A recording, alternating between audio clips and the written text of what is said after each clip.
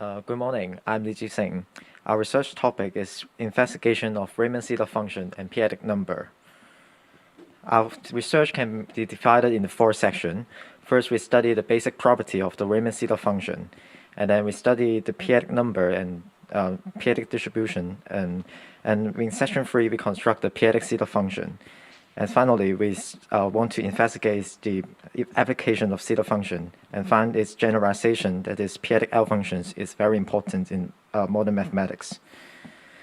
This research was motivated by the book P-adic Numbers, P-adic Analysis, and Zeta Function by Neil Koblitz.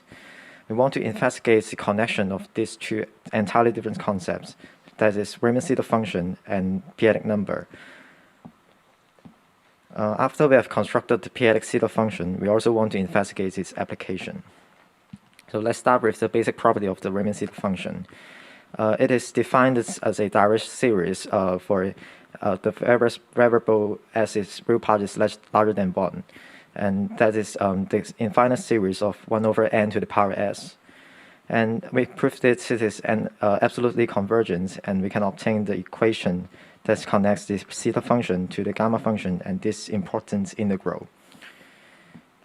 And then we will use the eigencontour to extend this to the whole complex plane.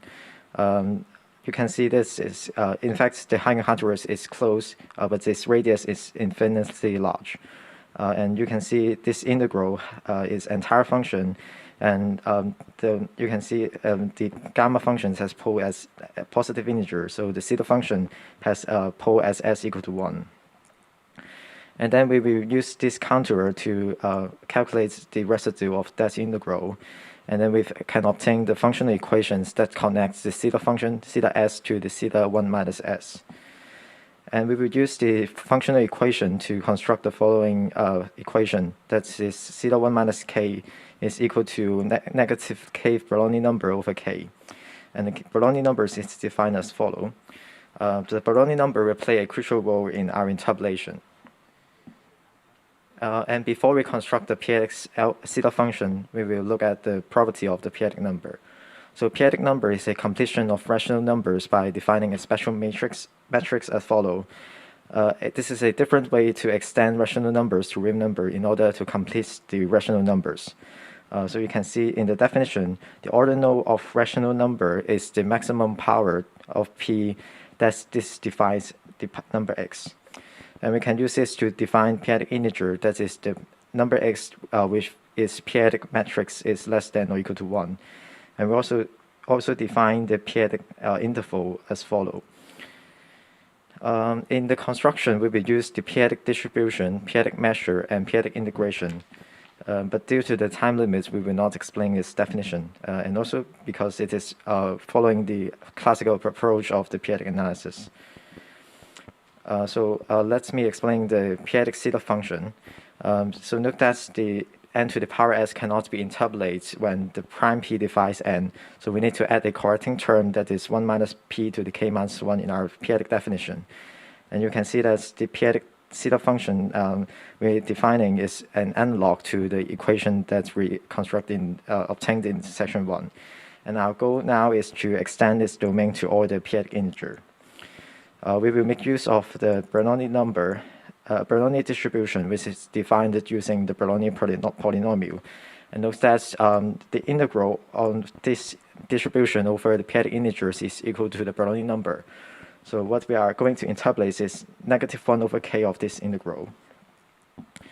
However, different distributions are not related to each other for different k.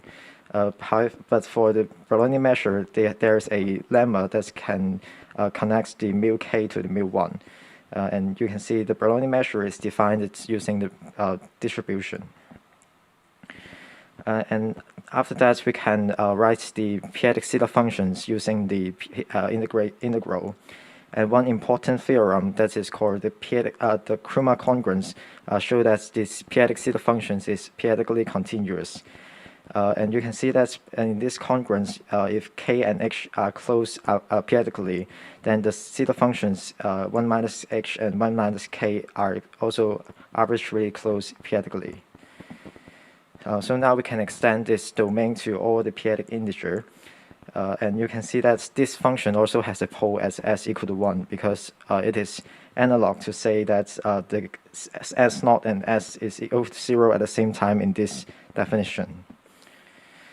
So after we have constructed the p-adic zeta function, we found that our construction is very artificial because what we are interpolating is not every term of the zeta s, but we are just interpolating zeta 1 minus k, and we also have a constraint that the prime cannot define n.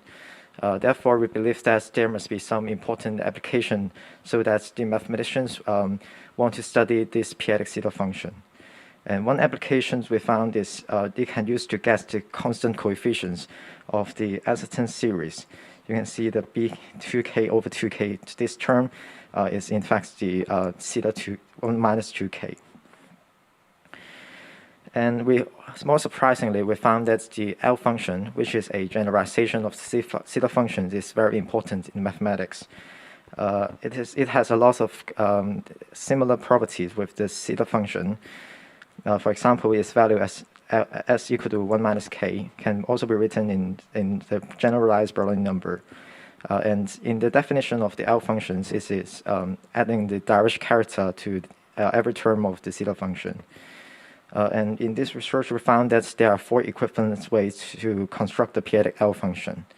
And one is by interpolation, just like we now, before we have interpolated the zeta function. So now what we need to do is to interpolate the direct character.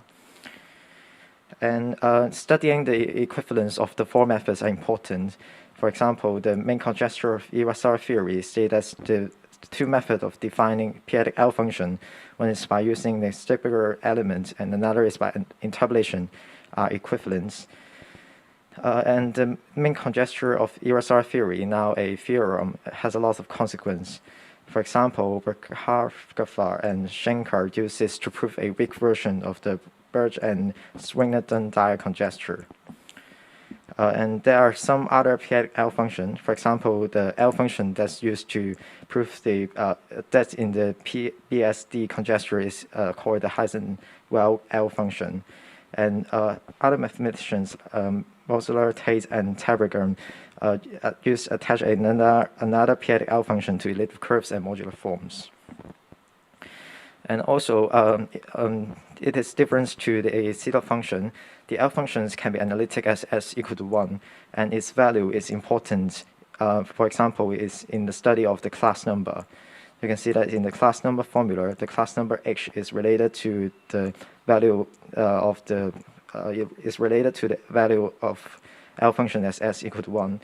And also the BSD conjecture we have mentioned before is also concerning the L functions as s equal to 1. In conclusion, what we have learned in this research is that there's a very deep connection between the Riemann zeta function and the p-adic number. And more surprisingly, there is a lot of important applications to the modern mathematics for the p-adic L function. This is the end of our presentation. Thank you.